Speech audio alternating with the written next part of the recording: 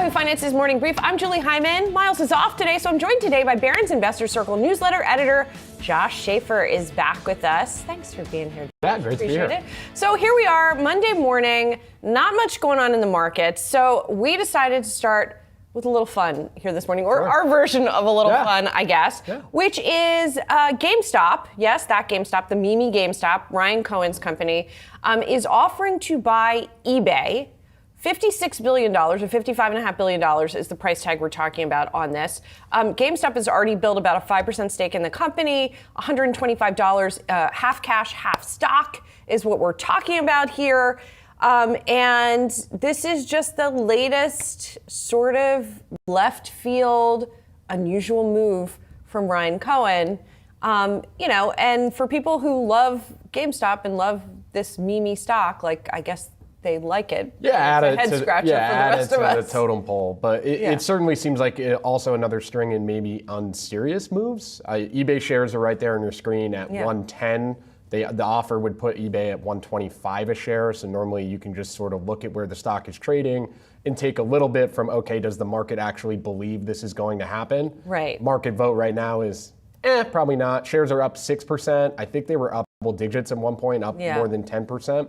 So I think the market is sort of saying, what's really going on here? And then you zoom into what the actual offer is, to your point, Julie. Yes. Where are they coming up with $56 billion? The GameStop market cap is $12 billion. They said they got $20 billion in funding. And then I think they have some other ways to raise some cash. They have $9 billion in cash, they said also, right? And Ryan Cohen gave a truly bizarre interview on CNBC this morning where they tried to press him on that gap. So they've got that $20 billion commitment letter from TD Bank. They've got the $9 billion in cash. And then where is the rest of that money coming from? Half cash, half stock, Julie. Right. He just kept saying that over and over again. Half cash, half stock. It's in the release. I don't understand what you're asking. And the Wall Street Journal story did say something like people familiar with the matter said he could get financing from other sort of sovereign wealth funds in the Mideast, for example, but like... That was an interesting little nugget within that story, wasn't it? Right, it was. And there's also implications for Cohen himself, apparently, if he boosts the value of GameStop shares by a certain amount, then he gets a big payday, a la David Zaslav, I guess. I think the market cap has to reach $35 billion, is that right? The GameStop market cap for him to get the payout? Exactly, exactly. So if they were to pull this off, then presumably the market cap would be over that? Right. What I don't understand is even if we were going to take this seriously as a concept, and the pitch being, if I get eBay and GameStop together, I can compete with Amazon e-commerce. Right, which is what he has said. Feels insane to me. Yeah. How? How are you going to compete with Amazon e-commerce with all the infrastructure that's already built out, all the warehouses? I order something on Amazon, it comes in 4 hours. They've got that down pretty good. I don't think that that's the business I would be trying to challenge if I was trying to create some sort of online business right now. I mean, isn't there also an AI question within all of that too? How does AI change how that shopping's going to work? Maybe you think that you can use AI better than Amazon is, and that's how you're going to monetize it. But just the concept of, I am going to challenge a company that just did, I pulled the numbers earlier, almost $65 billion in e-commerce sales in a single quarter, with a company that has a market cap of less than that. It just doesn't even make sense at all. So it is just sort of GameStop's being GameStop. I thought they were buying Bitcoin. Now apparently they're going to buy eBay instead. Well, and the funny thing is about the Bitcoin pivot is they announced it, and as far as I could tell, they made one purchase and that was kind of it. They don't seem to have been regular purchasers like a strategy, as far as I could tell. I could be wrong about that, but as far as I can tell. Okay, so all of this then raises the question: what is he on about? Like, what is he doing then? If this is, what's the goal of this? I think in some ways we're working through that live, right? I have no idea. Make GameStop. Is it a troll? Is it just for fun? Maybe make GameStop relevant again. When you think about the history of Ryan Cohen and the way that he's sort of made his companies into the meme era, Chewy as well, it just gets GameStop back in the news. I mean, to your Bitcoin point, and this is something I've been talking about sort of ad nauseum over the last couple months with Bitcoin's just out right now. They can't come out and say we're buying Bitcoin and people think that's cool. Bitcoin is just kind of out. That's not really what people are talking about. Maybe GameStop could get into prediction markets and that would be buzzier, but the concept of where buying Bitcoin doesn't really appeal to anyone right now, so you need to find some other pivot. Right. And I guess it's buying eBay. But I mean, the brands are kind of similar if we go back to early 2000s and what was popular. GameStop and eBay were both popular then. But other than that, I just don't even understand. And collectibles was one thing that Ryan Cohen tried to connect it to. That they do have in common. They both have collectibles. But other than that, I mean, like, would it make sense for eBay to buy GameStop? Why would they want to do that? It doesn't seem like there would. I don't think anyone wants to buy GameStop. Right. I mean, and again, so there is sort of a strange logic strategically, I guess, for GameStop to be doing this, but the math just flat out doesn't seem to work. And the final point on that is most things that GameStop does or has done over the past couple of years would normally be to make the stock go up or go up initially over the next month or so. Yes. This is outright probably dilutive to shares. You're probably going to issue more shares, and that is not good if I was someone that was holding GameStop last week. So you're not even bringing more people into GameStop stock, which is usually the point of what they're trying to do with some of the Well, and it's interesting you talk about that because he did mention the possibility of selling more shares, right? Of releasing more shares. And when I went on Reddit this morning to see what people were saying about this, because there are fans out there, and one of the things they were emphasizing is how diluted holding this stock has been over the past few years because he has already issued so much stock. Yeah. In like a couple of big dumps over basically since 2023. And the holders aren't terribly happy about that having happened. So if his goal, if the way he's going to get to this is by selling more stock, then presumably those people who have held on for so long might not be terribly thrilled about that. Yeah, I mean, the goal was never to hold this stock, I don't think. I think people should have seen that this was, it can be a trade. It can be a trade, and it could have been a very profitable trade at times. But holding the stock means that if we're talking about long-term investing and holding the stock, you're actually betting on them making more money over time. And they haven't really laid out a path for how they're going to do that. I will say the profitability of the company has improved under Cohen, right? But the sales have plunged. So it's basically he's improved the profitability by closing stores and by shrinking the company. It's not been by growing the company. And I tend to think of like when it comes to meme stocks becoming a real boy, you know what I mean? The sort of the Pinocchio model. Yeah. Like I tend to think of AMC as being more the example of that, where they really capitalized on the meme stock interest in a more constructive way, creating like some of the fan clubs, for example, really engaging more with shareholders. And Ryan Cohen has cultivated for himself this sort of Svengali troll / like persona where he's mysterious but also kind of a jerk. And on the flip side, you've got AMC and Adam Aarons who cultivated the shareholder base. AMC still has a real business that maybe is smaller than it used to be and maybe will continue to dwindle over time. But for now, as a society, I mean, you had two big movies launch over the weekend. Right. The Michael Jackson movie and another movie that I'm for Devil Wears Prada 2. See, I know my pop culture. Yes. But those people go to the movies still. You can still create a business around that. No one goes to GameStop to buy games anymore. No. And that business it's just fading. Yes. So I think that's really the big difference is, yes, they were both meme stocks. They both had that to them. But one had a business that people, at least some people, are still interested in. The other one is just replaced by buying games online. Yeah. And we're buying Pokemon cards. Yeah, or buying games right on the platform, right? You now have an Xbox or a PS5. You just buy the game and you download it to your console. Yeah. I mean, it's a fun story to talk about. Yeah. That's the bottom line. Okay, let's talk about the next topic that we're watching this morning, which is Berkshire Hathaway, which had its first meeting this weekend that was presided over by Greg Abel, not by Warren Buffett. And, it did feel like a disappointment. It did feel like a come down. And, I was reading some commentary by one of your colleagues this morning where he talked about the company buying back some stock last quarter, but then stopping, not doing continuous buybacks, which indicates that the company's not so jazzed about buying its own stock right now. And if they're not excited about it, why should anybody be excited about it? Right. If you look at who a normal Berkshire investor is, it's a value investor. And so if you look at the book to value on Berkshire and it looks attractive, which a lot of Berkshire investors would argue it is, then you should be buying back your stock. And so to come out and say, we're buying back the stock, and then they bought something in the millions that really just wasn't significant, they have $380 billion in cash. What are you doing with it? I think was the key question going into the weekend, and investors leave wondering the same exact thing. And I think my takeaway from the weekend was just, I think we're kind of done with this event a little bit. Like Warren still was a part of it a little bit on Saturday, but over time, as he obviously becomes less a part of it, it's just a shareholder meeting. Citi's holding a shareholder meeting this week. We're not going to watch it on TV. Maybe you'll look at the headlines if they say something interesting, but it's just going to become a normal shareholder meeting for people that own the shares, that are interested in it. Yeah, maybe they'll still go and buy Brooks sneakers on the floor. Yeah, the vibe still looked fun. They had a Greg Abel Squishmallow and those sort of fun things, and See's Candies, and all those kinds of things still exist. So it's an event for people that are into it.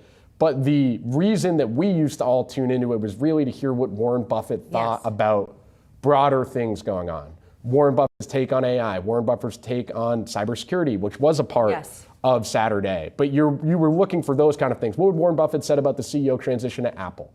That would have been a big question going into last weekend. And now you just don't have any of those sort of answers. So it becomes a little bit of a shoulder shrug. This year you had the intrigue of, okay, first time in the seat. Now I think that the first time in the seat intrigue is over. Yeah. Maybe the live stream ends.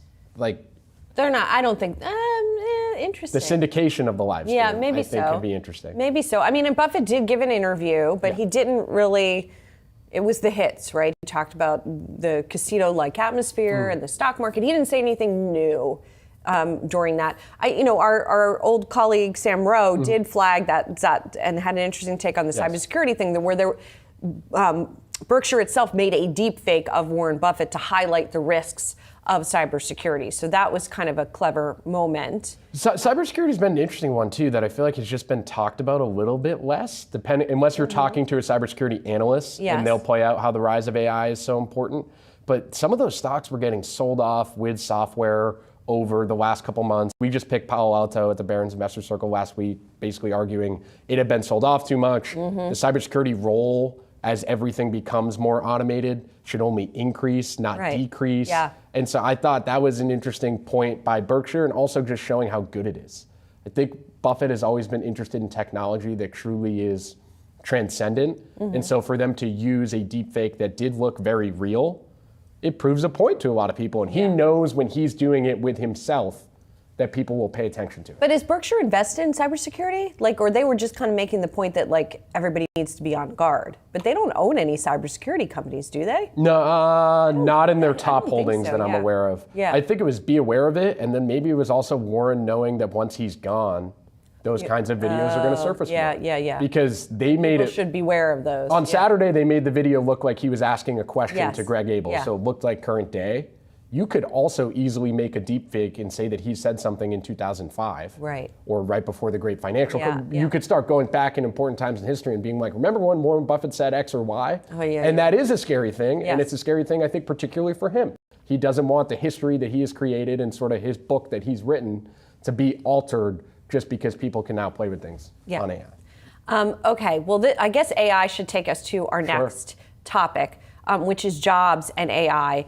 And I've been trying to figure out how to pronounce this. Jevons, I think it's Jevons paradox. Yes. Jevons paradox, named after an English economist who wrote about this in 1865, where he was writing about coal and the advent of the steam engine. And instead of decreasing demand for coal, it actually increased demand for coal. And over the years, it's been used a lot to apply to different energy innovations specifically, but now it's being talked about for AI. And all of a sudden, I feel like it's sort of more come into mass culture, this idea of Jevons paradox. Torsten Slok over at Apollo's been writing about it a lot. Ezra Klein at the Times wrote about it.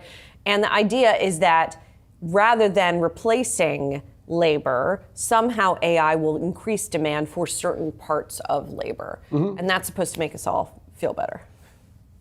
It's so BNP Paribas economist economists put it as it's not a zero-sum game, which I think is really the takeaway here. There's a lot of people that think that AI is just going to, quote, take our jobs, and then you are left with nothing, and there is no more demand in the economy. And the economist's argument is simply, well, demand is continuing to increase.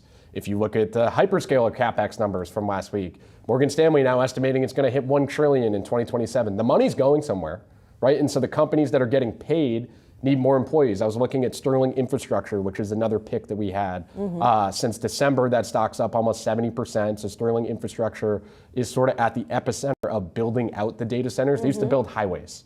They went from building highways to building data centers. And I took a look at their employees. First quarter of 2025, 3,200 employees. First quarter of 2026, 4,400 employees.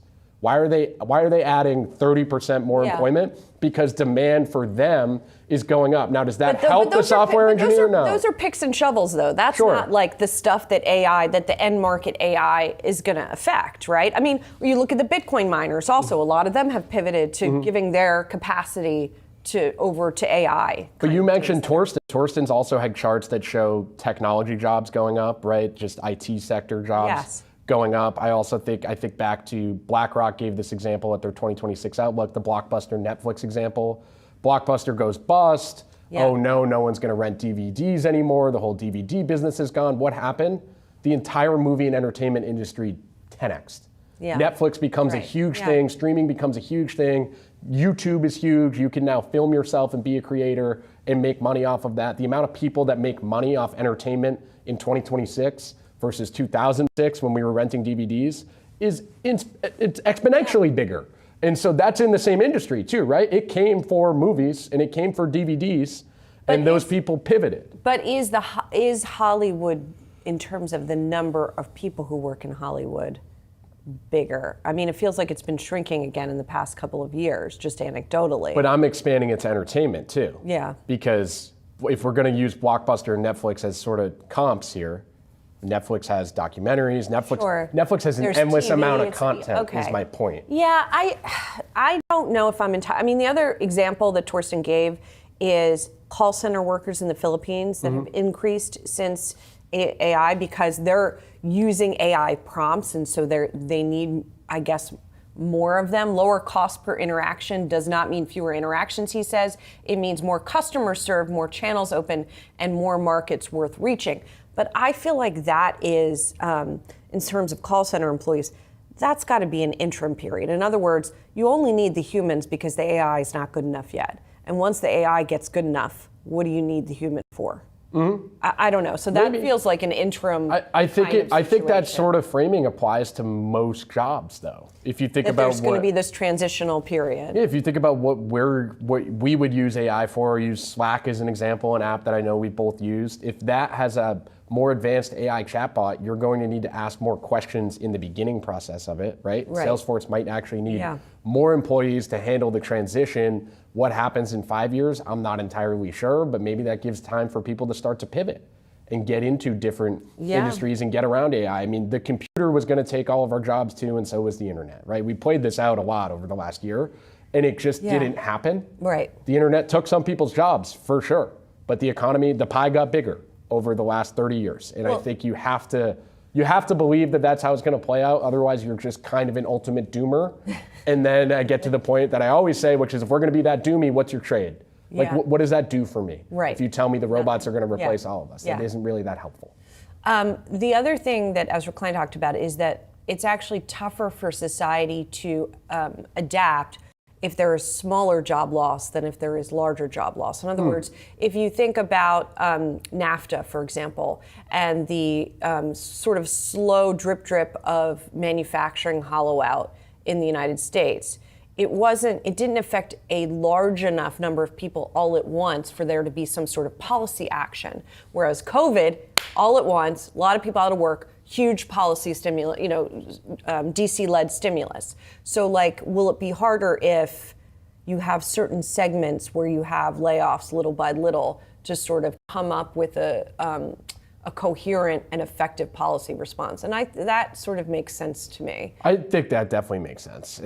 But I don't know which one is necessarily better. Yeah. So do you want it to get really bad so you get a policy response? I don't know if that is net better for the overall U.S. economy. Yeah. We need things to get really bad so Right. people take it more seriously. Yeah. Is kind of a dangerous game to play. Yes, I think I'd it rather is. have it be sector by sector and you slowly start to figure it out and sort of see where things go rather than, hi, we need help. Oh no, Yeah. that doesn't feel great. I mean, it does feel like at the beginning of the year when we were talking about the Citrini research piece and all of that, the whole question at that point was like, is it going to happen so fast that we can't deal with it, or is it going to happen more slowly than these worst case scenarios? And I think slowly is kind of turning out to be the answer, so that we'll be able to adapt and I think we're still too early to know. Yeah. We're still talking about CapEx being raised and people trying to get chips and there's not enough Yeah. chips. Like, I don't want to do the inning thing, but you are still kind of early innings when you look at where the money is flowing right now. Is it 9 p.m. at the party and the party is to Yeah, use the right, Dan yeah, Ives yeah. formulation But and the party goes to 5 a.m. If people still can't find enough chips, like, we're not really talking about monetization yet. Yeah. That conversation, people have realized, is more of a 27, 28 question at this Yeah. point. And we have a jobs report on Friday, but we'll Miles and I will talk about that later in the week.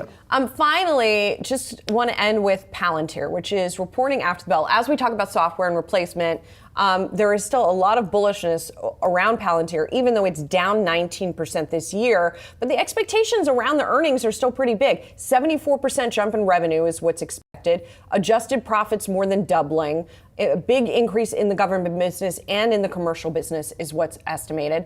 But this company also has the highest price to estimated sales in the S&P 500. Yes. So like that's what, people are going to have to weigh again. I think it'll be interesting to see if simply they can really surprise. Like, the Intel surprise to me really stuck out, right? Intel, they were 2026 earnings estimates were for $50 a share. They come out, they've surprised with their actual estimates. Then a day later, analysts had almost $1 per share for 2026. Massive surprise. And then you get a rally in a stock that had already been up 200%. Right. Can Palantir start to do that kind of story? Because the growth is there, to your point. The problem is, I think a lot of it is in the price. I think it's already too well understood. Yeah, to your point. I think people know, people know what Palantir is at this point. And there's also sort of the meme vibe. I was going to say, too. I love a sentiment sort of read on a stock like this, where we're doing the AI trade right now. There's no doubt about it, right? That's been what's driving this entire rally higher. Yeah. Palantir's participated, but not to an extreme extent. To your point, shares down 20%. Is that all right, let's now rotate into that one. The same way Qualcomm gets kind of a crazy bid because it's like, oh, it hasn't really been in this AI trade that I like. Like, let's go scoop up some other names. That's kind of been the hot trade. Maybe Palantir falls into that. Maybe the jackets, Julie. We didn't get to the jackets. Well, we can get to it quickly now. The company sells merch.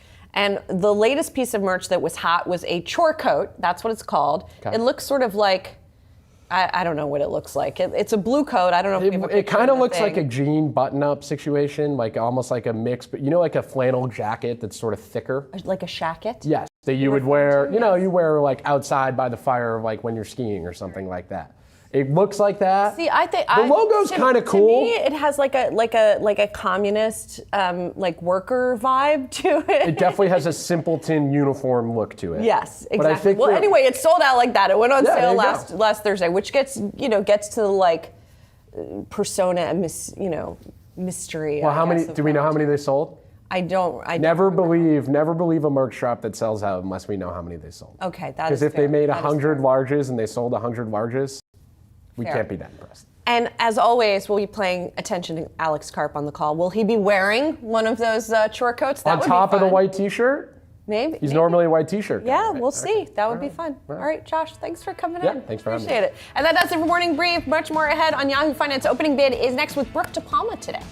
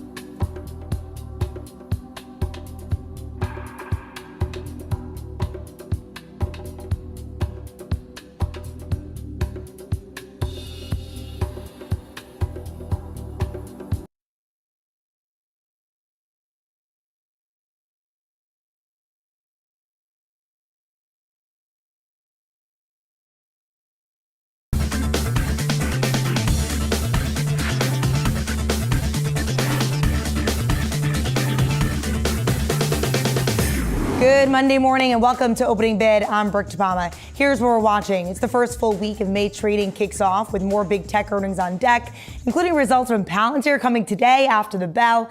And there's still geopolitical tension in the Middle East with traffic through the Strait of Hormuz pretty much still at a standstill as President Trump promises to free up ships. And GameStop, get this story, it's offering to buy eBay in a combination cash stock deal worth $55 billion, despite having a market cap closer to $12 billion. Here to break it all down, we have Lee Munson, Portfolio Wealth Advisors, President and CIO, alongside Yahoo Finance's Jared Blickery and Inez Foray.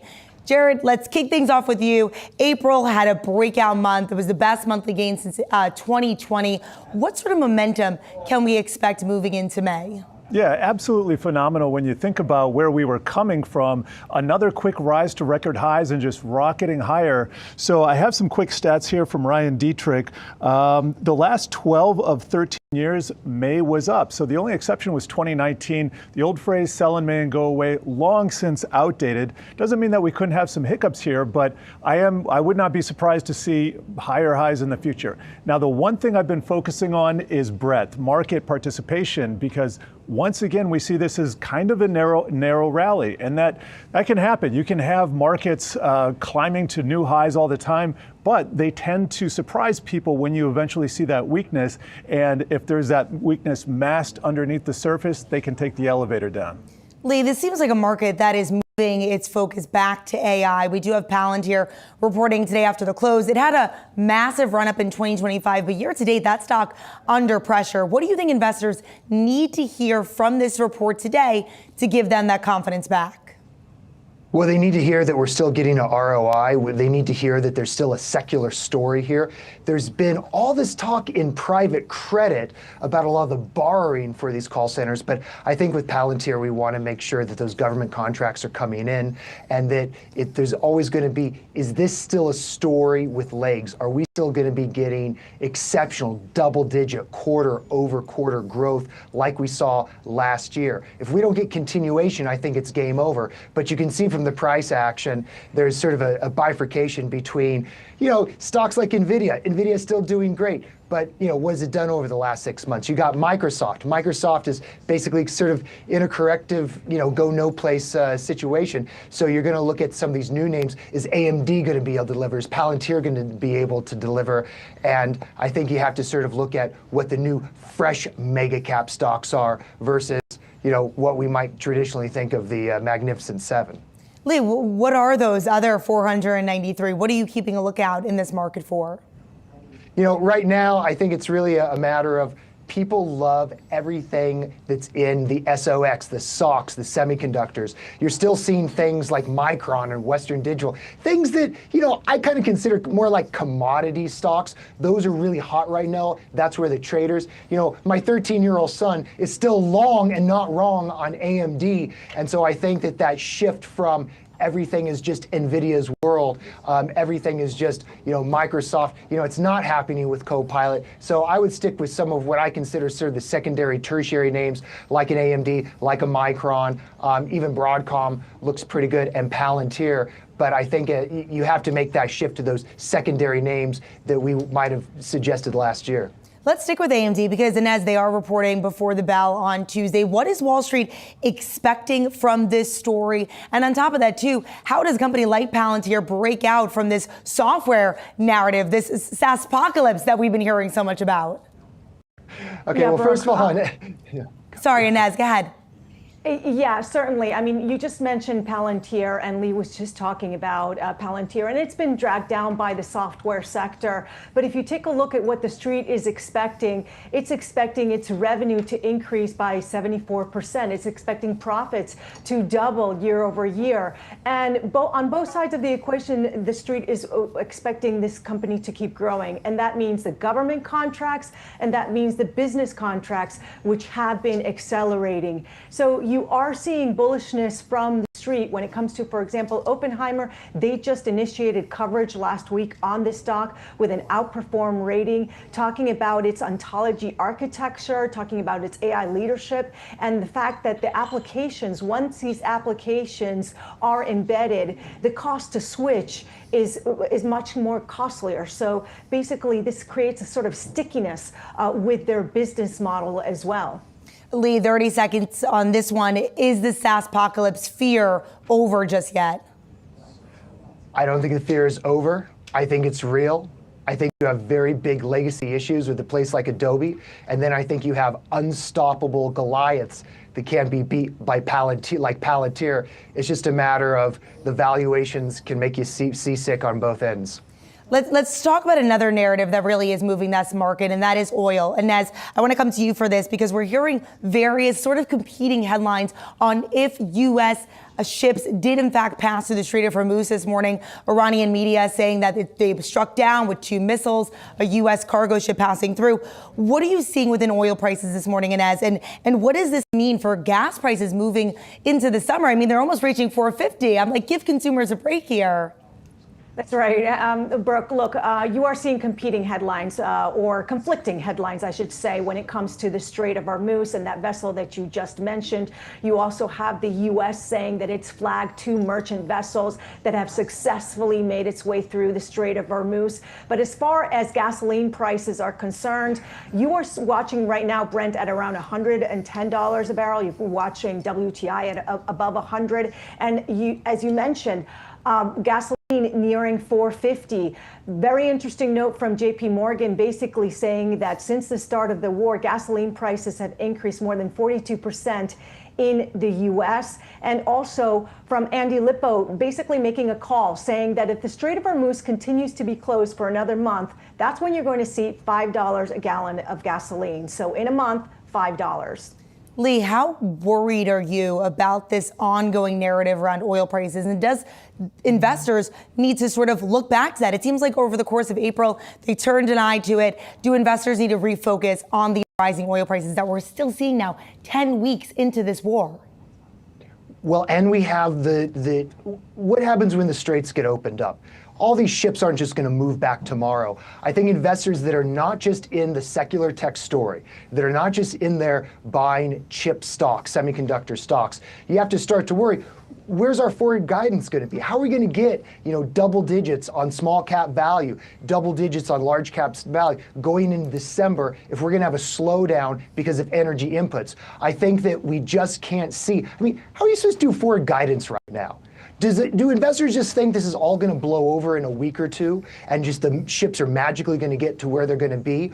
What do we have with the European Central Bank? They're going to be raising rates. Australia's raising rates. So all of this is going to have a knock-on effect, but I think it's going to be slower to hit U.S. markets. So I think Jared, my buddy, could be right. I think this could be a nice May. You know why? Because we're all going to be with our heads stuck like ostriches down in the sand for another 30 days. But then when gas starts becoming $5 and industrials start to say, our input prices are actually moving up, and that's going to actually screw up next quarter, screw up earnings in the fall. That's when you're going to start seeing things coming in, and that's where I'm going to start selling my long treasuries and buying stock, because I don't think the Fed's going to give us relief in the next month. I want to talk more about that. We'll have to keep the conversation going another day because I do want to get to this crazy story. GameStop looking to buy eBay. Now, keep in mind, the market cap of eBay is about 4 times larger than that of GameStop. And we recently spoke to eBay's CEO just to hear about how big the platform is. Take a listen to that. We built a lot for collectors on the platform now. People are collecting Pokemon cards and trading cards and massive business. Collectibles for us is over $10 billion on the platform. $10 billion? Yeah, look, we have 5 categories in eBay that are over $10 billion. That's fashion, electronics, collectibles, home and garden, and motors, parts, and accessories. GameStop's market cap is only about $12 billion. Make this math make sense here. Lee, go ahead. I don't see any of this making sense. This just tells us not about M&A. It tells us about liquidity. It tells us where we are in speculation, where we are with ignoring everything we've been talking about with the war. But when you have a meme stock be able to just get us enough liquidity to buy maybe not really a culturally relevant platform like eBay. It's not gone. It's just not what it used to be. You know, I feel this is just like a meme stock buying one of those one-day nostalgia music festivals at the Rose Bowl these days. I think this just tells you that anybody can raise money, anybody can get liquidity, and I think it shows the froth on the M&A side. And Nez, break down the market's reaction here, because we're already getting some notes from the street on what their take is on this potential acquisition here. Yeah, and Citi analysts noting that GameStop may be trying to use their 1,600 retail stores basically to help eBay's business grow, especially when you talk about collectibles, fashion, person-to-person purchases. They want to bring back or push back this re-commerce. So that's an interesting take that they are making. It is a bold move when it comes to GameStop trying to sort of acquire this much bigger company. Jared, maybe a side question here, but do you think that there's a world where this realistically, GameStop and eBay actually could end up competing with an Amazon, just given how much momentum Amazon has on all fronts here? Contemplate that bizarre world. And here's the thing, eBay is not a bad company. This is just it's just kind of a ridiculous story, because where are they going to get the financing? Well, they can go to dilution, they can dilute their shareholders. We've seen this time and time again. That doesn't mean that they're automatically going to be able to compete with some of the best in the business. It's kind of a sideshow. Lee, what's your message to investors here? Is this going to go away quickly? Will this be an ongoing narrative? I think GameStop is just trying to find a narrative right now to keep the stock relevant and keep the market makers happy. I would just move on to something else. I mean, my God, just go buy Palantir at a nosebleed PE and just hold your nose and buy something like that. Just anything but this. Trade options, learn to trade futures, anything but this. We got to get some adults in the room on these narratives. I'm with you, Lee. There's so many ways to make money right now that are solid. This is not one of them. Lee, are you buying Palantir ahead of the report after the market bell today? I own it in one of our systematics, and my systematic blew up and put Palantir all over the map a couple weeks ago. So I'm long in that. Awesome. Well, big thanks to Lee, Jared, and Nez. Thank you all so much. Appreciate your time. Coming up, our very own Brian Sozzi sharing a plate of nachos with the Chipotle CEO. That's next on Opening Bid.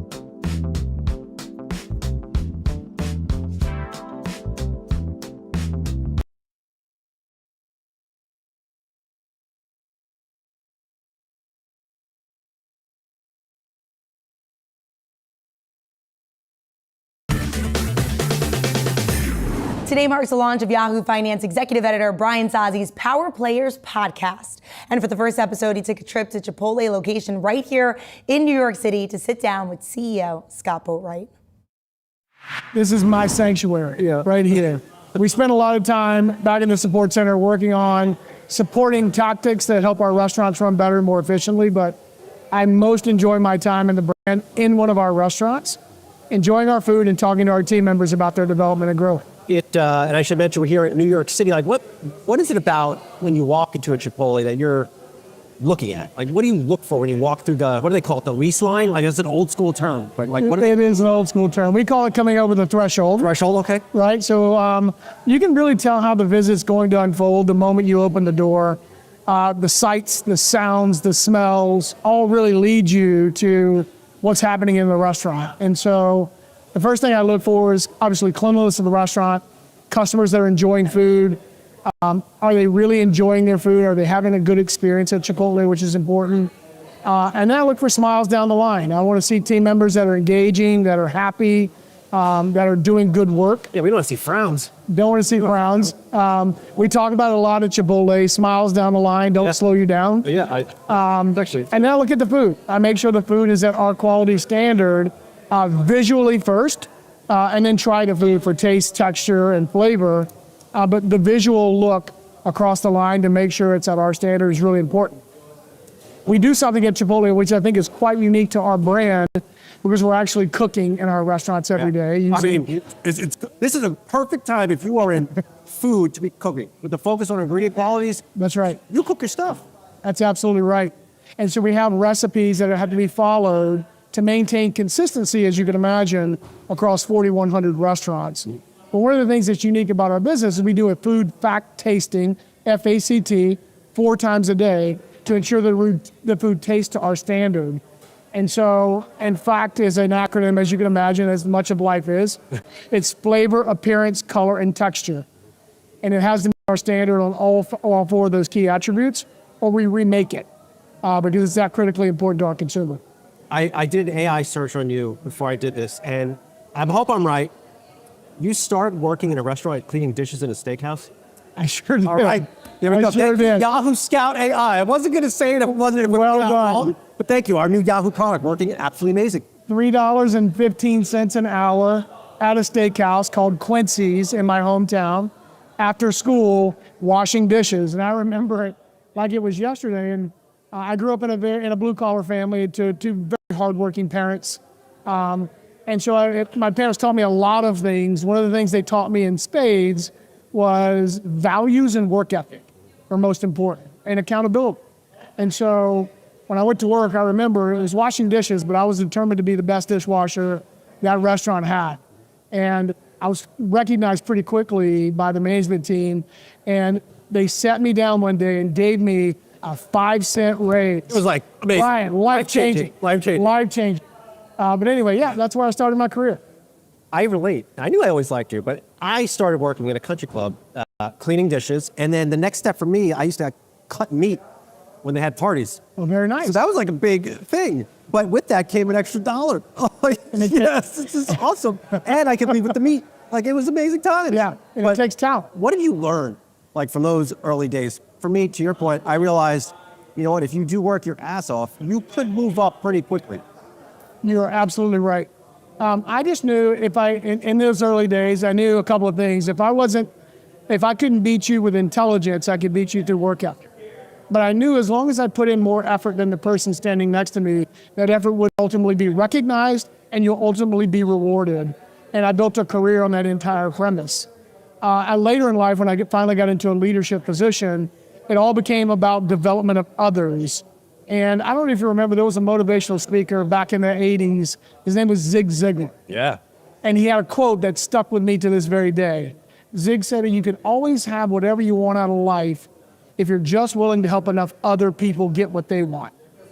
And I use that premise to really base my entire career. I don't think a lot of people, or if they have forgotten that follow the Chipotle story, the founder of Chipotle hired you, like Steve Ells. Like, what was that call like when he placed it to you? I mean, Chipotle at the time was still going through some challenges, and you parachuted in to, like, I don't know, help save the company.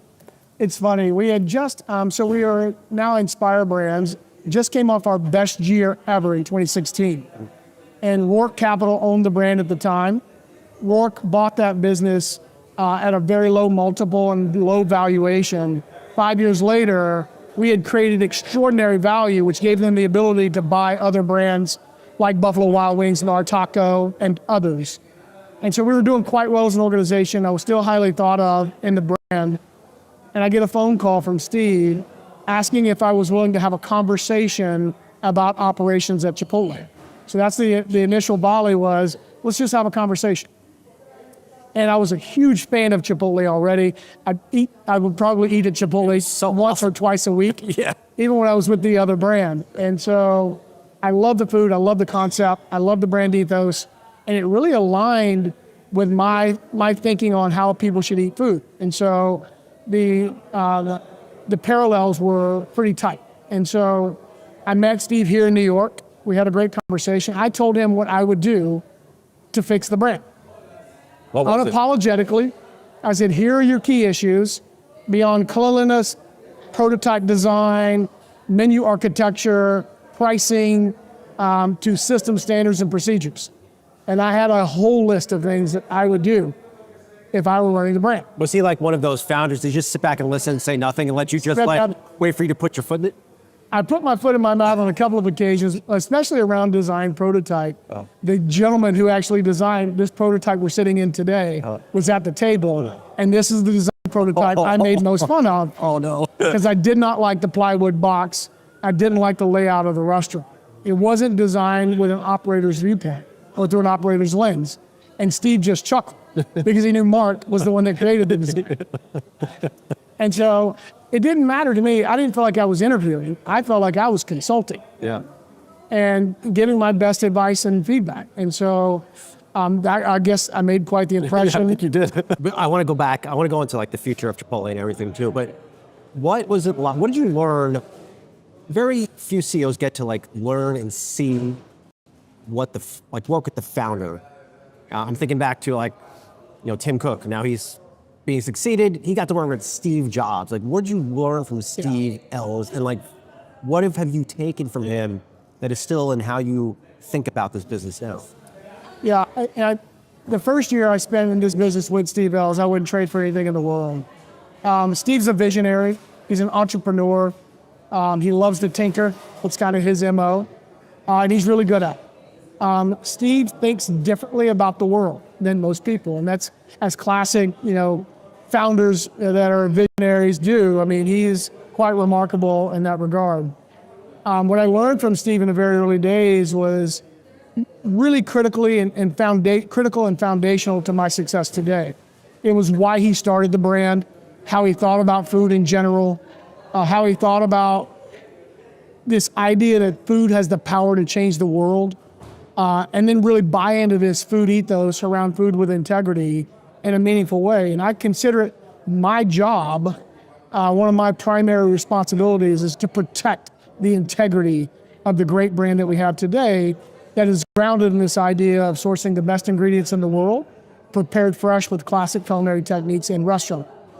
It's easy for someone to come in and commercialize the offer or buy commodity products that just don't taste as good, right? And that's what happens to a lot of brands when they get to our scale, is they have to take things to commissary, or they have to start doing things or cutting corners to ensure that they can deliver a consistent quality across 4,100. How long could you keep that stuff at bay? Like, I'm looking right now behind it. I don't see any like really scary looking machines. I see human beings like making delicious food, classic cooking techniques. There's there's no ice back. There's like no frozen patties. Like, it's a real grill, real people cooking real food, right, guys? There we go, guys. That's it. There we go. There we go. And you can hear the rest of that conversation by subscribing to Power Players wherever you get your podcasts or on the Yahoo Finance website. And in the next hour, Brian will be coming to you live from the Milken Institute's annual Global Conference.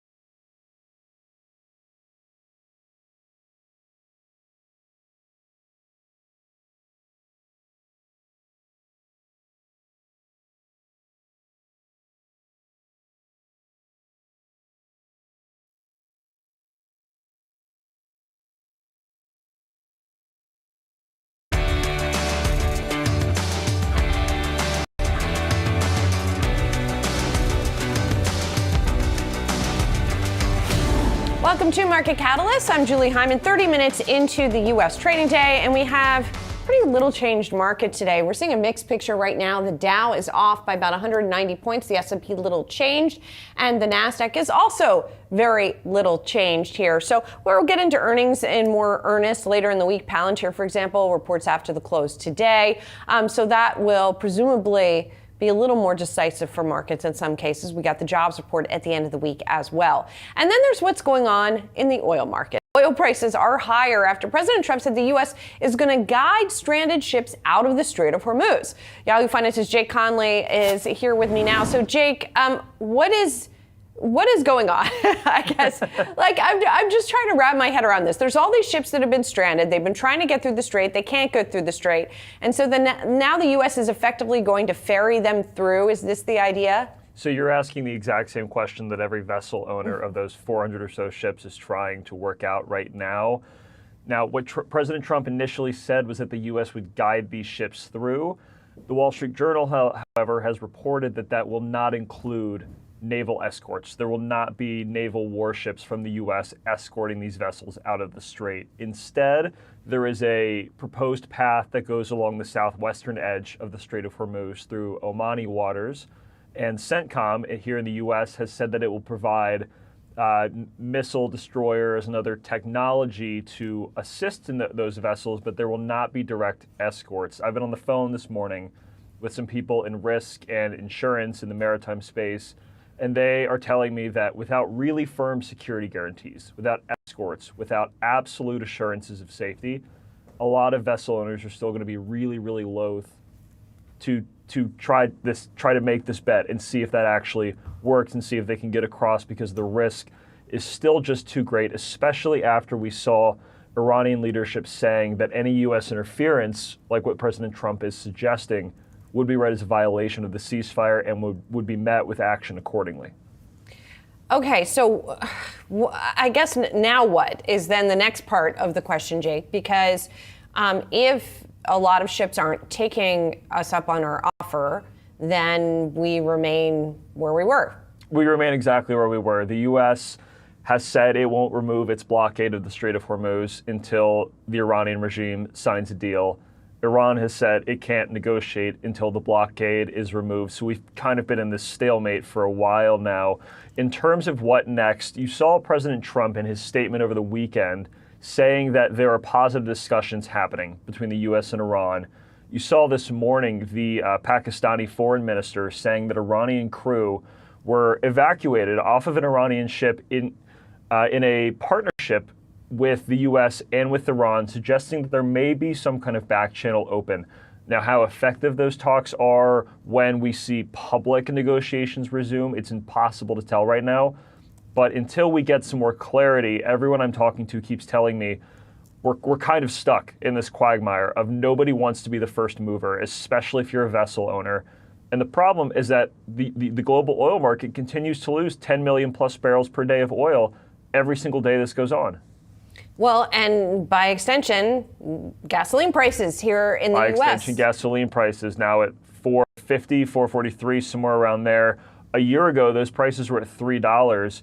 Only 2 weeks ago or so, they were 40, 50 cents lower. So you've seen how fast this is jumping up. We often talk to Patrick DeHaan, who runs the Gas Buddy X account. He's saying that his models can't even keep up with how fast these prices are moving. That's a pretty serious statement. And Americans are going to be looking at that number. It's one of the only numbers that I think you can ask somebody who drives regularly, and they probably know where it is within 10 cents. President Trump is going to be watching that ahead of the midterms. And those prices are going to keep going up the longer the market keeps losing all of this crude oil. Yeah, 435 New Jersey. Luckily, I did not have to fill up the tank this weekend. But luckily. Obviously, we're just putting off the inevitable. It's got to happen at some point.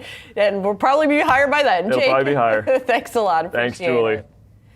Well, optimism around earnings seems to be powering the markets to new highs, even as investors are shrugging off mostly those geopolitical concerns we were just talking about with Jake. Joining me now is Gargi Chaudhry, BlackRock Chief Investment and Portfolio Strategist for the Americas. Thanks so much for being here. It's great to be here, Julie. Thank you. So I want to start with what we were just talking about with our Jake Conley. That is gasoline prices not coming down, going in the opposite direction, and the market's continuing to be unconcerned, seemingly, about this situation. What would cause that to change?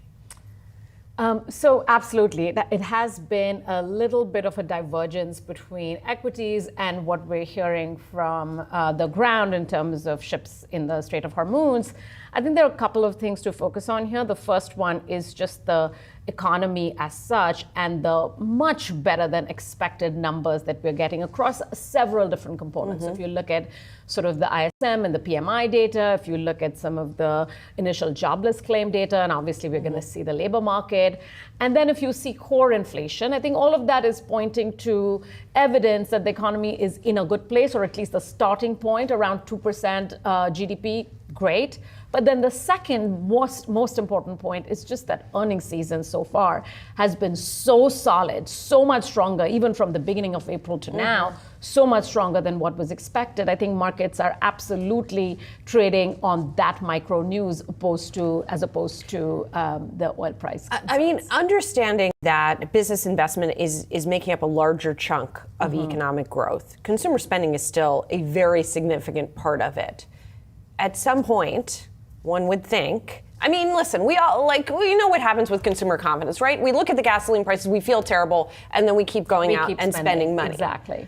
But if that starts to not be the case, would that be the thing, even earnings notwithstanding? I get it, but I guess I'm still trying to understand at what point would it be a problem? And look, I mean, if you look at earnings, just coming back to the point around business investment, I do want to say that profit margin, I think that was one thing that really led to this incredible April that we just had, which was that margins were actually expanding. And that was not something that any of us had written down in our forecast sheet for Q1.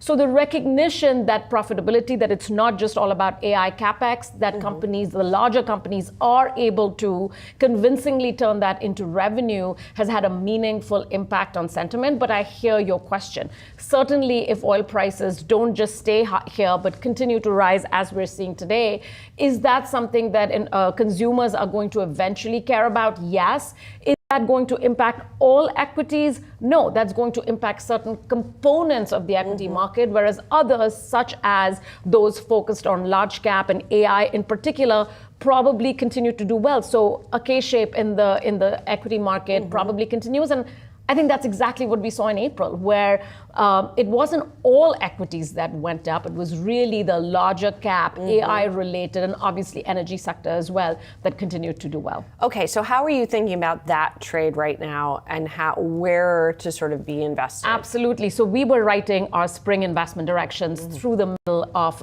some of the volatility and headlines.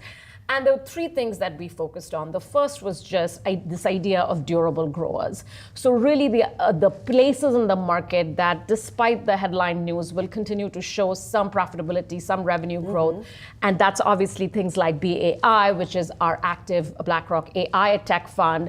I think that's something that investors, if they don't have that in their portfolio, should continue to focus on. And really playing the value chain of AI. Well, that's what I was going to ask. So you're still sort of looking at picks and shovels.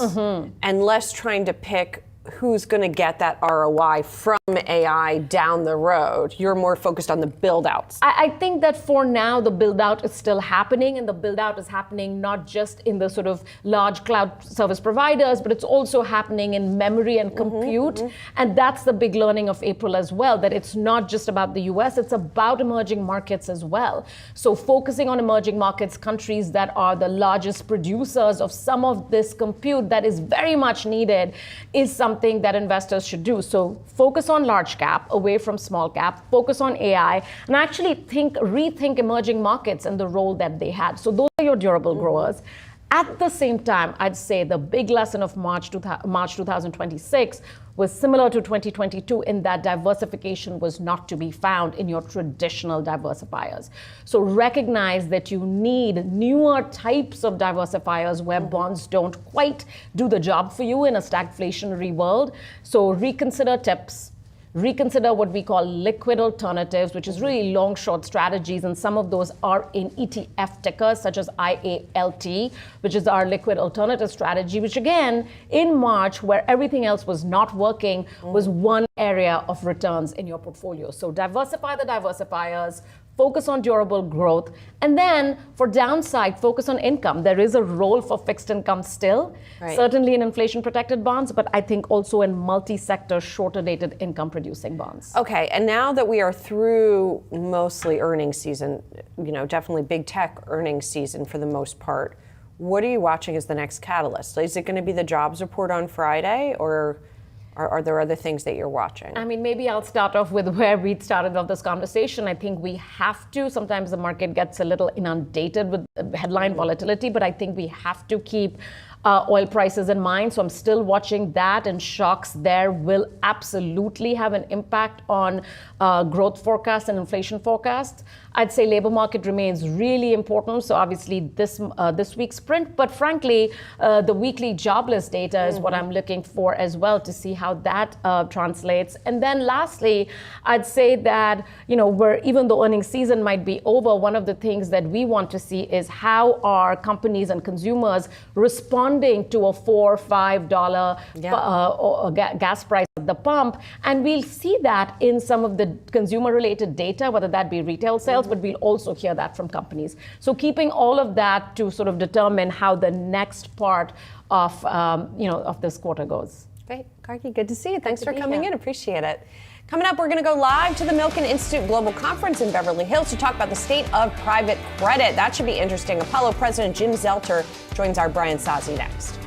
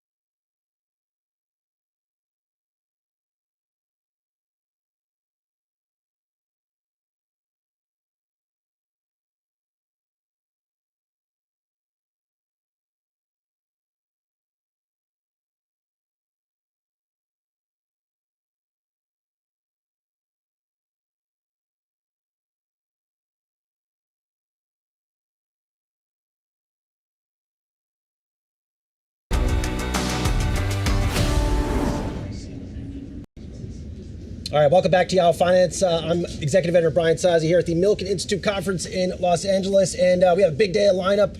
You're coming here to our program, kicking it off with Apollo Global Management President Jim Zelter. Jim, good to see you in person for a change. Always good to see you too as well. Thank you. Look, I want to talk about all things private credit, but we come here at a time where the stock market is trading at a record high. Jim, I just passed a $6 gas sign in California. I'm not used to seeing that in New York. Does the market reflect reality? Well, you know, how I try to summarize it in the, use a little bit of a golf analogy. In the middle of fairway, you got a great CapEx cycle, a big M&A cycle, consumers in pretty good shape, M&A cycle, the whole bit, IG cycle strong. And in the rough, though, you've got the geopolitics, you got the conflict, and you got inflation. The problem is that fairway to rough used to be 90-10, and now it's around 65-35. So it's a pretty narrow fairway. So I do think no doubt, energy prices have spiked, but when you really pass that through and you add up to the economy, it's 10 to 15 basis points of GDP growth. So no doubt there are some macro concerns, but you know, we were all really wrong after SVB, and we thought there would be a massive credit crunch, and that did not take place. So a little bit of the consensus, I mean, this CapEx cycle, to put it in perspective, that's going to be $800 billion this year just from the Mag 7. So these are extraordinary numbers. And so many investors, look, I'm a golfer, I play golf, they are living in the fairway. How long can that life in the fairway continue? At what point do we have to pay attention that the rough is 10 feet tall? Well, I mean, I certainly think that's going to be, there's a lot of bigger questions. I know you want to talk about the small pond of direct lending and private credit. The ocean of investment grade private credit is so much bigger, which we'll get to. But I do think right now these big trends that I was talking about, an administration that's very pro-business friendly. You've got an M&A marketplace that's pretty, risk is on. Valuations are quite strong. Earnings have been quite strong. So, you know, these are all confidence games. And for me to sit here and predict, I think I'd have a pretty poor record. I'm more of a practitioner than a predictor. But I certainly think that the wall of worry has been overcome in the last 4 or 5 weeks to a great degree. Are valuations still attractive to you? Well, you got to remember, we, for the most part, if you look at our platform right now, we really are, our biggest business is our credit business. Obviously, in our traditional PE business, we're being very thoughtful about where we put equity under a leveraged capital structure. So I wouldn't say valuations are extreme. They're certainly full, and they reflect a lot of optimism, no doubt about it. We're just getting past, you mentioned AI and funding for CapEx. I mean, every single hyperscaler that came out last week raised their CapEx guide. In some cases, those stocks were crushed. Who is going to fund all this AI infrastructure? I think that actually is the most fundamental question today in the next 12 to 18 months. Let me put a couple numbers in perspective for you. This year, net origination volume in the IG marketplace, north of $1 trillion, that will exceed net issuance versus the U.S. Treasury market. That's an extraordinary statement. And if you think about that $800 billion, a portion of it will be funded by the cash flow of these companies. A few $100 billion will be funded by the public IG markets. And our stance, and very consistent, is private investment grade capital will be the third leg of that funding tool. So the public-private convergence in terms of scale, in terms of transparency, but it's going to take all the markets. It's going to take the equity market, operating cash flow, the public IG market, and the private IG market for those kind of numbers to come through. That's what it's going to take. We saw the reaction to some of these CapEx increases. The market seems to be saying, you know what? All right, we appreciate what these companies are doing, but we are unsure on the returns. If the returns do not meet expectations for these CapEx, for these AI infrastructure projects, what happens to IG/investment grade credit? There's probably not an issuance where you have impairment of debt, but certainly the equity returns of these companies that are the greatest of all time, the trajectory of equity returns will be a lot lower, and it will be a CapEx cycle that has been wonderful for the beneficiaries of the consumer and the end user. But your question on the real return of invested capital, that's a 27, 28, 29 issue. And in terms of commercial application, revenue, growth and otherwise, we will yet to see that. But that will be the question. As we're sitting here out at Milken in 28 and 29, that'll be the topic of conversation. What do you think people will be talking about then? Is it more scrutiny of this AI build-out? Well, I think there's a number of issues. Obviously security, to make sure that it's in the right hands. Obviously a lot of great concerns about some of the scientific and creative experiments that have been done in the last 6 to 12 months in terms of things like mythos and things of that nature. But certainly I think the big question will be this overall economic return, and these are pristine balance sheets, and these companies have gone from buying back excess stock or stock in the last couple of years, 150, 160 billion a year, to doing 800 billion of capex. So they've got the marketplace on their side today. But once confidence erodes, that's a very tricky situation. So I'm sure we'll be asking ourselves that question in 2 years. What's as some of these hyperscalers increase capex, what does it mean to the debt on the balance sheet of some of these software players? Because theoretically, as you see capex increase for these hyperscalers, they are disrupting a market. They are driving the next decade of AI and technology. Like, what does it mean to these software companies? The equity has been hammered. Well, on the public markets, the equity has been hit dramatically. I think there's a whole class, and we've talked about this, 2019 to 2022, a lot of private equity capital went into these structures. And I know the concern today is about the debt of those companies and the question of, success, default, impairments. But certainly if you're worried about the debt, you have to understand what the implications are for the stock. And I think equity returns will certainly be in question. And the other item today is that it's probably easier to create something from scratch than to restructure and reduce something that's existing. So I think that's a story that will be over the next 24 months. We've been fortunate in our equity business. We've really avoided that software space. And even in our credit business, we have a smaller allocation. But there will certainly be winners and losers. And it's a little bit too early to tell. I don't buy the argument that you've seen nothing that would give you warning today. That's probably correct from a current revenue, but I think the trajectory of that growth has to be in question. This has been quite the year for all things private credit. What do you think the market is still misunderstanding about in terms of private credit? And then secondarily, what happens to some of the new players that entered this industry? Do you see that shakeout actually happening? I think the big story in private credit that really has yet to really be articulated and embraced and understood is the significant amount that really is in the investment grade world. We've been very vocal for the last several years. It's a 40 trillion market.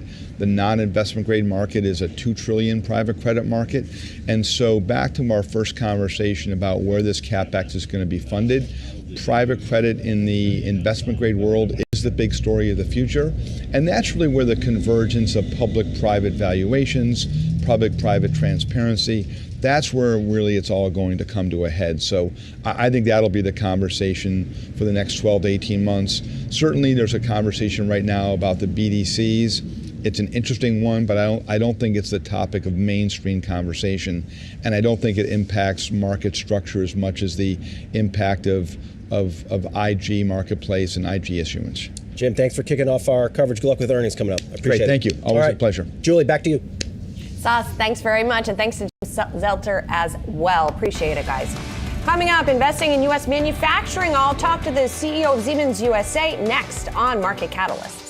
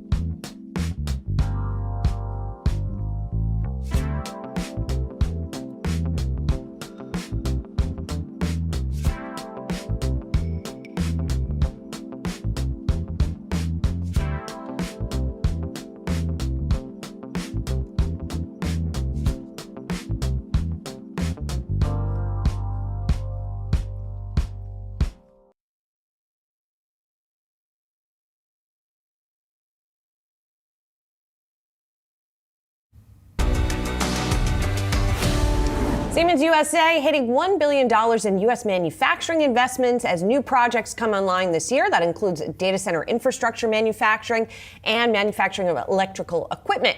Joining me now is Ann Fairchild, Siemens USA CEO and President. Ann, thanks so much for joining me.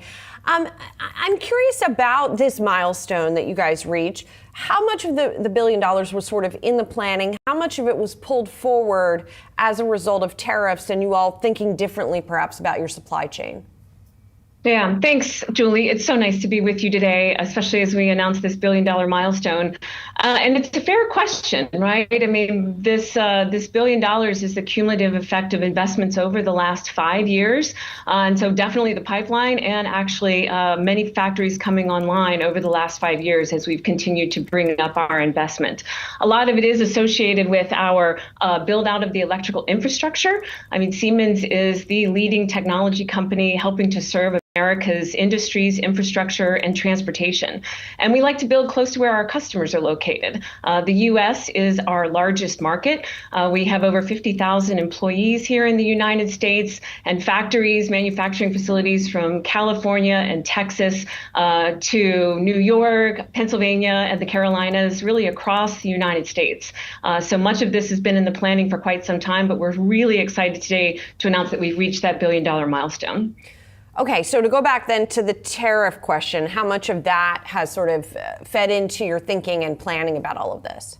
Well, a lot of these investments, Julie, were planned long before we saw the tariff implementation over the last 2 years. But certainly for Siemens, like all companies doing business in the United States, it's a topic that we've had to carefully navigate over the last few years. Our local for local investment strategy that we've really enhanced, to be honest, over the last decade, really has helped us to bring on more resilience, to implement a supply chain that is more local to local, closer to our customers and the markets that we serve. As we talked about, 2 of those 4 investments are tied to AI data center demand, providing electrical components to some of those facilities. We know, just hearing from the hyperscalers last week, that there are some bottlenecks in certain parts of that build out, right? They talked notably about things like memory chips. I know gas turbines are another area that are way backlogged. So I'm curious where you guys are seeing those bottlenecks and how much some of this U.S. capacity might help to alleviate them. That's a great question, Julie. Thank you. I think as we're looking at the bottlenecks that we're seeing in the United States, I mean, workforce is one, and our investments are helping to provide additional jobs in the United States, about 2,200 jobs over the last 5 years, including through 2026 that we will make available in the United States. That's one issue. I think another major issue in the United States is the demands and the constraints on our energy supply.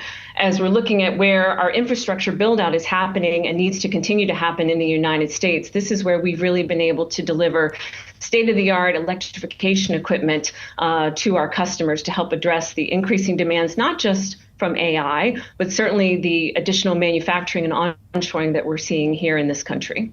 So I guess kind of related to that then, we heard some of those hyperscalers say, we're seeing more demand than we can keep up with, right? We don't have the capacity to supply as much compute demand. What are you seeing in terms of your demand supply equation at this point, particularly in that sort of AI related demand for your products? This is a challenge that everyone's facing right now. There's huge demand. We're able to, at this point in time, fortunately, meet the demands of our customers. And the build out of the manufacturing portfolio that I mentioned, those investments we anticipate will continue. We see that we're able to really favorably invest in the United States to build out capacity, to train the workforce, to really elevate our ability to keep up with our customers' demands. Our customers do include the hyperscalers and some of the largest technology companies in the world, but also many of our small and medium enterprise companies that are also benefiting from the expansion in the United States. You mentioned a couple of times the workforce, and I know you all are planning more hiring through 2028 to help staff these various manufacturing facilities. How hard is it to find people right now? Is it hard, especially when you're looking for people who are skilled tradespeople? Thank you for that question. It's something that is near and dear to Siemens. I mean, we've invested in our own workforce, but we've also committed to train over 200,000 manufacturing and electricians by the year 2030. And we believe that it is upon us as employers, along with government, labor, and academia as part of a larger ecosystem, to help provide the training pathways to those careers. U.S. manufacturing has, I believe, over 400,000 jobs open right now that we're not able to fill. And when we talk to our customers, including the biggest technology companies that are out there, this is also a shared challenge. We really see that there are more jobs than there are trained individuals to fill those jobs. And AI certainly helps us. Industrial AI, where Siemens is a pioneer leading, will help us to address efficiencies on the product floors, but it's really the humans that will help us to bring those technologies online to help enable the full scale of what AI and industrial AI can bring. It is really for us to really help to develop, to provide more training opportunities for our workforce and the workforces of the communities where we live and where we operate. And then, one thing in your in the manufacturing release stood out to me, and that was passenger rail. That you guys, one of these facilities is in Lexington, North Carolina. It's a passenger rail manufacturing hub, and I was just, I don't think a lot about the passenger rail business, I have to admit, in the United States. I don't think of it as a very rapidly growing business. And so I was just curious from you, is this like replacement Amtrak cars we're talking about? Is it subway cars? Like what kinds of things will you be making there? It's passenger and locomotive coaches that we're building in the United States. I mean, we're very proud to have just opened our Lexington, North Carolina facility. It's an enormous facility. It'll bring about 500 jobs to the state of North Carolina and over 1.6 billion in potential revenues to the state over the next decade or so. But we are seeing an uptick in passenger rail. There's a keen interest in all forms of transportation. And Julie, I would urge you to take a train to explore the benefits and the ease and relaxation that you enjoy compared to other forms of travel when you're on a train. I won't speak to our particular customers and where they're investing, but we do see tremendous growth opportunity across the United States. I will say I did recently take an Amtrak between New York and DC. It is one of my, I just don't have occasion to do it very often, but I do very much enjoy the experience, I will say that. And thank you so much for joining us. Really appreciate it. Thanks for the opportunity. Have a great day. You too. Coming up, what earnings are signaling about the state of the consumer? That is next on Market Catalysts.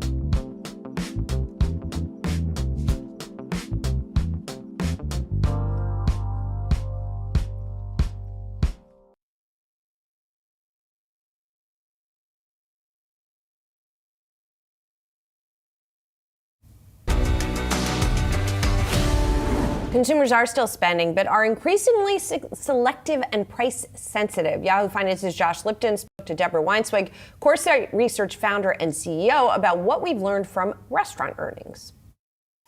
Maybe start bigger picture, Deborah, because we've heard from a lot of restaurants and food companies. You've looked through those earnings reports, Deborah. I'm sure you've been listening to the conference calls. What is your big takeaway from that on the state of the consumer, Deborah? Like how healthy, how resilient does that consumer look to you? First, thanks for having me. Secondly, I would say that at, kind of where we are in the earnings cycle right now, and from talking not only to QSR across the restaurant spectrum, we also spend a lot of time in real estate so we can get a better sense of what they're seeing. I would say that this idea of like an exaggerated K, we've always called it the hourglass, but you're really starting to see those customers who are more price sensitive are even more price sensitive. And those who are in the kind of upper part of the hourglass are continuing to feel better, right, with the market. And price is not the driving factor. It's the experience. It's, kind of additional awards or rewards, but it's kind of the more than. Let me ask you, Deborah, front and center right now for a lot of Americans, and certainly in the conversation, are these elevated gas prices. I'm just curious, if those gas prices, Deborah, let's say the national average kept moving up, goes to $4.75 or $5 even, are there certain kinds of restaurants and certain kinds of restaurant categories you think would be more at risk? Gas prices are, of course, on top of everyone's minds, except those of us who are in places where you don't drive as much. And what we're seeing, and this is in grocery and restaurant, is that last mile piece right now is continuing to change the game. So those consumers who are willing to spend on a last mile delivery company to bring your, kind of product to you, that is absolutely winning in this environment. And many companies have still not set up a gas surcharge, which I also find, some of these drivers, right, they're really hurting as a result of that. So that's another, if you will, customer who's being impacted. But I think that those consumers who are more rural and less suburban or urban, they're really thinking twice. Secondly, we're starting to see a bit of a change in trend between grocery and restaurant. And, it's been really interesting. We've talked to a lot of restaurateurs who are in the, let's call it, upper. They said that what they're starting to do right now is really lean into service. And versus like a crisp kind of service, they're focusing more on like warm service. And that, they said, is really having a bigger impact than they expected on repeat visits. And so I would say, if we take a big step back and digest it, if you have to drive farther, if you are, kind of QSR, if you are not really kind of tuned into what's important to the consumer right now, I think that it could be a more challenging summer than when you originally planned for the second and third quarter, depending on how your quarters line up. I'm also interested, Deborah, what you're seeing and hearing when it comes to food costs and inflationary pressures there. Like when you talk to restaurants, are they saying, hey, we're able to manage that, we're able to offset those costs? Or no, you're hearing, hey, we're taking margin hits? So I was going to try and get through this whole interview without saying the word AI, but I don't think I'm going to be able to. So what they are saying is that they're really looking at, kind of dynamic pricing, where they're being much more intentional about how they buy food, when they buy food, and thinking about input costs. And then as a result of, right, you can only mitigate so much of these higher costs. And I think they are pretty much across the board higher than what most, I would say, companies had expected. And so they're starting to lean into kind of back of the house operations to see where they can cut costs. This isn't about cutting human capital costs at this point. It's more about, goods not for resale, and, whether it be insurance or, just where can they buy better and improve processes. And so I would say, especially what we're seeing in the restaurant sector, is that they're trying to, it's actually an opportune time for them. They're really trying to do a much better job of taking care of their employees, to drive down turnover, which obviously improves kind of not only the quality, but there's a significant cost to turnover. So what's really interesting in this space versus some of the others, I think they're doing a better job of thinking about who the end customer is. I mean, that could be their employee or others. They're focusing more on driving down employee turnover. So they're looking at additional programs. They're also, I mean, this is one of the things right with Starbucks, they talked a lot about the employee, right? I always thought it was important to put the employee in the center. And then thirdly, food costs are higher than they thought. So they are looking at additional mitigating factors for that. I think it's, right now they're able to handle it, but I do think we heard quite a bit about the next quarter and beyond that, there's only so much that they can adjust in real time. Deborah, I also want your take on GLP-1 drugs. And I'm just curious what kind of impact you see those new medicines having on restaurants and food companies. And how are restaurants and food companies, Deborah, navigating and responding to that? So that's a whole other challenging ball of wax. And when you look at the decrease in food consumption as a result, I think, and then also how people are eating differently, right? With the trend towards protein. I mean, there's now even like protein water and whatnot. I think that the restaurants, it's been hard for them to adjust in some cases, either, right, their communication about, the menu items. I think for QSR, it's been easier, but this idea around more protein, smaller portions, helping the customer understand more about what they're eating, right? The consumer is much more interested, this idea around health and wellness. And then I think that going back to these, kind of upper middle, upper income restaurants, they're really focusing on the health and wellness piece, but they also want, right, the consumer to feel like they can treat themselves. When it comes to the CPGs, I don't think that whole sector, I mean, right, we've had mergers, we've had demergers. There's a lot that's happening on all fronts still, let's just say, with, making America healthy again. And I just think there's so much coming at them from the CPG side that, and the fact that you have own brand, exclusive brands, right? The grocers' own labels growing. The CPG side, I think it's much more complex than it is for the restaurants. I think the restaurants is around messaging and marketing, right? I mean, once again, none of this is easy, and these two sectors are probably the most challenging right now, but I also think there's a significant opportunity to take market share.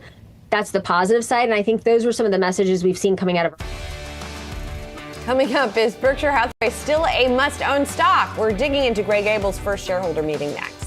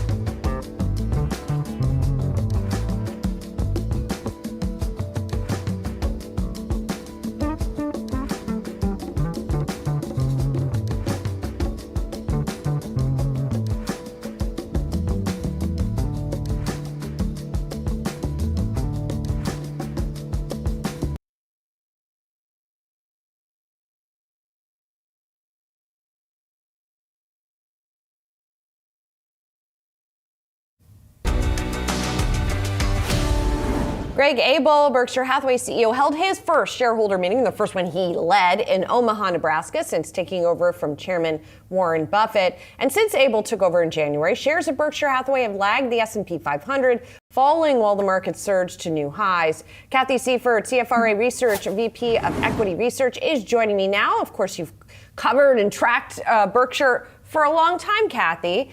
And so I want to start with, and I know you have a hold equivalent rating here. What would be the argument to own this stock right now? Do you think there is still an argument for someone who doesn't hold Berkshire to buy it today? That's a good question. And at this juncture, I still have a hold on the shares. First quarter earnings were about in line. Well, they actually were a little better than I was expecting, but there are a couple of things sort of below the surface that I think could potentially be problematic. But, first quarter results, revenues were up 4%. I was looking for 3 to 7%. Earnings on an operating basis, I was looking for 510. They came in at 526. There was a currency boost there. So, on the surface, things look okay. One of the things I noticed that I think is worth keeping an eye on is the deterioration in underwriting results at Geico. It's a significant business for Berkshire Hathaway, and the results that Geico posted this quarter were significantly worse than a lot of its peers. And I think, in the insurance business, trends tend to not turn around on a dime. So I'm concerned that results at Geico are deteriorating. And we didn't really hear a lot of detail about that either. So we don't know why that's happening necessarily. Well, because claim accident frequency and severity rose. And the thing is, those results differed pretty significantly from Geico's closest competitors, Allstate and Progressive. And, last year I would note that it was a year of record underwriting profits for particularly the personal lines auto insurance industry, which is why there's now price competition because they had such a profitable year. And Geico seems to be sort of going against that trend and not in a good way. So I think it's something that bears watching. And what did you think of Greg Abel's performance there? I mean, obviously a lot of people have held Berkshire Hathaway for so long because of Warren Buffett and because of Charlie Munger too, of course. Does Greg Abel give them enough of a reason, sort of just from a personality and a leadership perspective, to look at Berkshire? I mean, candidly, I thought the performance at the annual meeting was okay. I mean, he's not Warren, and I think some of the weakness in Berkshire stock was the so-called Buffett premium being extracted from the shares over the last year. Greg obviously has big shoes to fill, and he's a very capable business leader. I think Berkshire Hathaway in general needs to do a better job telling its story. There were a number of questions that I think were left unanswered, not the least of which is one of Warren Buffett's strengths was capital allocation and his investment, and his investment prowess he brought to the table. And with his role decreasing, and at some point he won't be here, I think Berkshire needs to do a better job articulating to investors what the plan is to manage the investment portfolios that they continue to have. I mean, granted, they have, 5 significant holdings that constitute a big swath of the portfolio, but during the quarter, they sold a lot of holdings. There was a lot of back and forth, and I don't think they necessarily gave investors enough information to increase their confidence about that function. I think the other thing is Berkshire Hathaway's capital allocation plan also includes share buybacks. They didn't buy back any shares in 2025. And earlier this year, they announced they were going into the market to buy back shares and only bought $235 million. Now, this is against a cash hoard of about $380 billion. So I think investors are disappointed in the activity of share repurchases or lack thereof.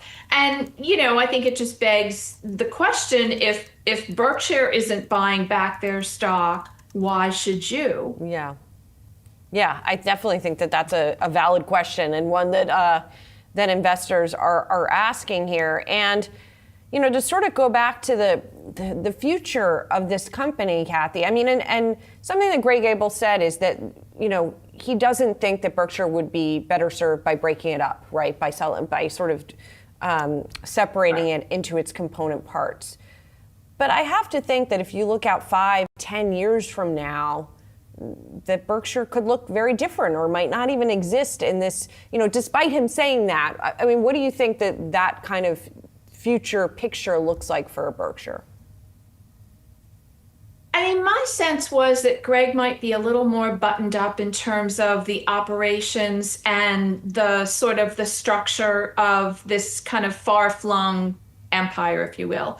Berkshire has a lot of subsidiaries. I think an argument could be made to consolidate some of the small subsidiaries and kind of get some economies of scale. I mean, that's something that historically Berkshire Hathaway has not done. I was getting a sense that Greg may be leaning in that direction, but I do think that unequivocally Berkshire has no plans of breaking up, and they will maintain their conglomerate structure. To answer your question about what they look like in 5 years, I think that's going to depend on the degree to which they grow organically or they grow through acquisitions. Having said that, my sense is Greg's comfort zone is in sort of the energy and industrial space. And you could see that during the meeting when he was talking about Berkshire Hathaway Energy, when he was talking about BNSF, he felt very comfortable. When the conversation sort of got over to either long-term strategy or acquisitions or capital allocation, you just didn't get the same degree of confidence in his voice. So, my sense is in terms of the mix of businesses at Berkshire, given Greg's background, it looks like if anything, they may go deeper in the industrial and energy space. Mm-hmm. But I mean, they're not giving any indication. So, honestly, it's just speculation at this point. We have to guess until they tell us, Kathy, but it's going to be very interesting to watch to see what happens. Thank you so much. Really appreciate it. And thank you. That is it for Market Catalyst. I'm Julie Hyman. Thank you for watching. More Yahoo Finance coming up.